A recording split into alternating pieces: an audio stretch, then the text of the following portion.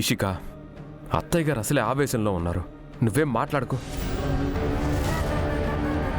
మన ప్రేమిల గురించి మనకి తెలీదా? ఇతనే కావాలని తన వెంట పడుతున్నాడు. Excuse me mister. ఏంటే? నువ్వు మా ప్రేమిల కార్ ఫాలో అవ్వడం మేము చూడలేదనుకున్నావా?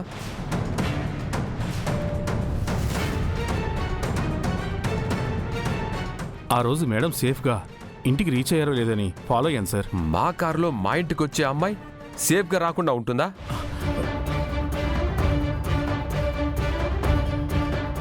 నీ డ్రామాలు నా దగ్గర కాదు. అసలు ఇంట్లో ఎవరూ లేని టైంలో మా ఇంటికి ఎందుకు వచ్చావు? అన్నయ్య, కార్తీక్ గారిని నేనే రమ్మన్నాను.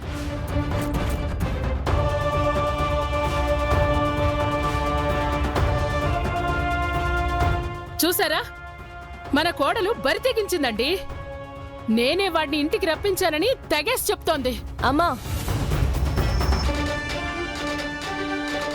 వదినని పూర్తిగా చెప్పనివ్వు. వదిన గురించి తెలిసి కూడా నువ్వు ఎందుకు ఇలా తొందరపడుతున్నావు? మీరంతా అత్తయ్యని తప్పు అన్నట్టు మాట్లాడుతున్నారేంటదినా? అసలు ఇదంతా ప్రమీలక్క అతనికి చనువివ్వడం వల్లే కదా జరిగింది. ఇషిక,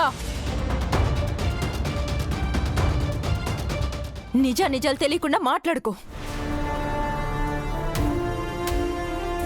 అత్తయ్య గారు, నేను చెప్పేది వినండి. కార్తీక్ గారు నాతో ఎంతో గౌరవంగా ప్రవర్తిస్తారు.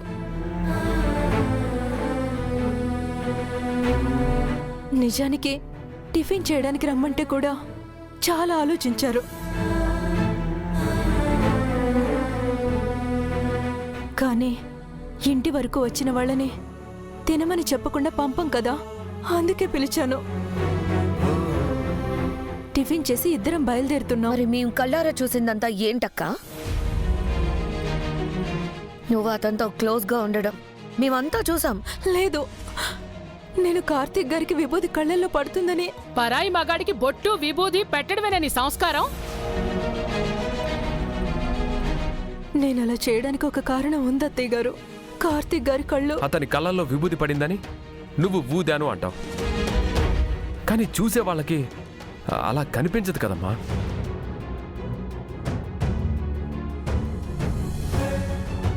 సూపర్ మార్కెట్లో మీ ఇద్దరు క్లోజ్గా ఉంటూ నువ్వు అతని పట్ల కేర్ చూపిస్తున్న విషయం కూడా నాకు తెలిసింది.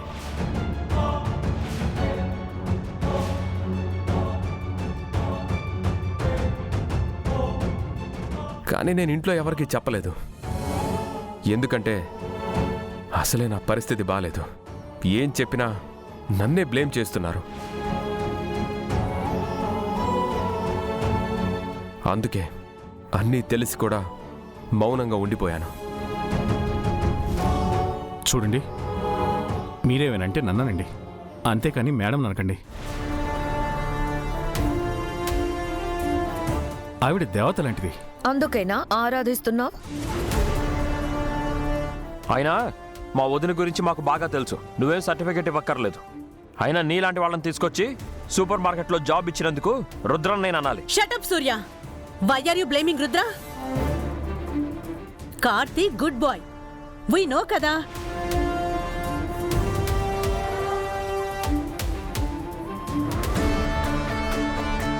ఒకచోట కలిసి పనిచేస్తున్న వాళ్ళు కొంచెం కలివిడిగా ఉన్నంత మాత్రాన మన అమ్మాయిని మనమే అనుమానిస్తే ఎలా వదినా? ఇదిగో ఇలాగే. ఆ రోజు కూడా మీరంతా కలిసి తనకి సపోర్ట్ చేసి నా నోరు మూయించారు.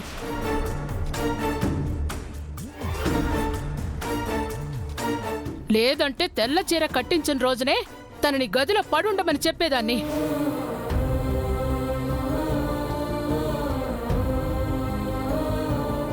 విషయం ఇంత దూరం వచ్చేది కాదు. ఈ గొడవంతా నవలే వచ్చింది. నన్ను క్షమించండి. కావాలంటే నన్ను జాబ్లోంచి తీసేయండి, ఏమైనా చేయండి. అంతేకాని ప్రమీల గారిని ఏమనకండి.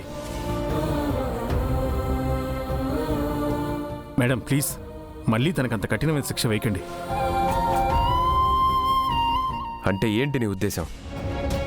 మేమంతా మా ప్రమీలని టార్చర్ చేస్తున్నావా? నువ్వు మాత్రం సపోర్ట్ చేస్తున్నావా? అసలు నిన్ను సూపర్ మార్కెట్ నుంచి కాదు, ఈ ఇంటి నుంచి బయటికి గెంటాలి.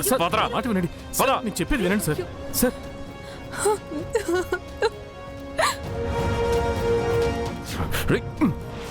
ఏమైంది కార్తిక్?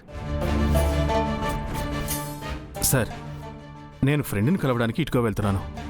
అంతలో ప్రమీల మేడం కలిశారు.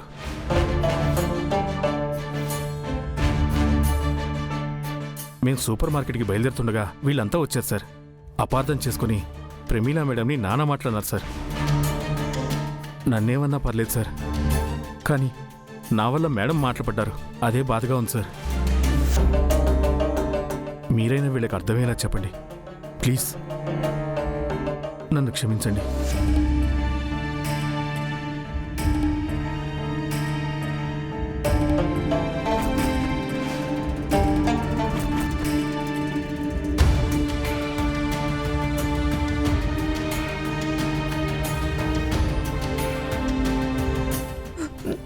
ఇంటి పరువు రోడ్డున పడేసింది గాక ఇంకా నంగనా చేడుపెందుకు? నువ్వు చేసిన పని వల్ల మమ్మల్ని బయటికి పంపాలన్నా అనుమానించే స్టేజ్కి తీసుకొచ్చావు కదా. Shut up Ishika.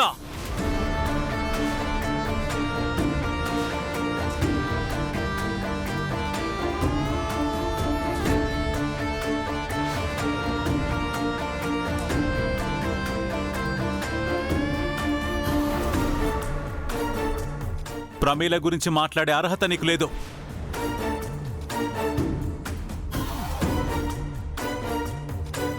నువ్వింకొక 10 జన్మలెత్తినా ప్రమీలలా ఉత్తమంగా ఒక్కరోజు కూడా బతకలేవు. తప్పు చేసిన ప్రమీల వదిన్ని వదిలేసి నా భార్యని అంటారేంటి? అయినా నా భార్య అన్న దాంట్లో తప్పే ఉంది. సూర్య,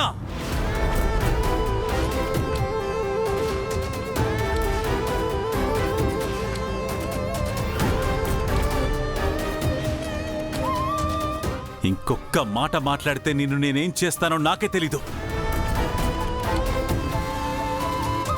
అదే మాట నేనంటే నా మీద కూడా చెయ్యెత్తుతావా?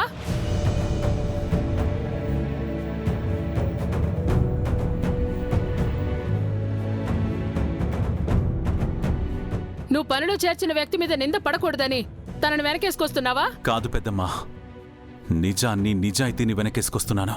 అంటే నేను చూసింది వీరు చెప్పింది అంతా అబద్ధం అంటావా? కాదు, నిజమే.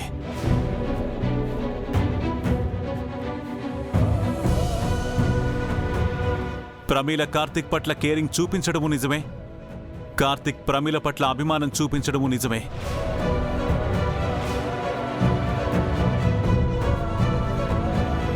కానీ వీటన్నిటి వెనక మీకు తెలియాల్సిన అసలు నిజం మరొకటుంది.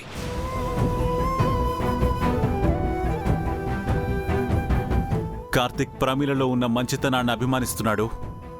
ప్రమీల కార్తిక్ వ్యక్తిత్వాన్ని గౌరవిస్తుంది.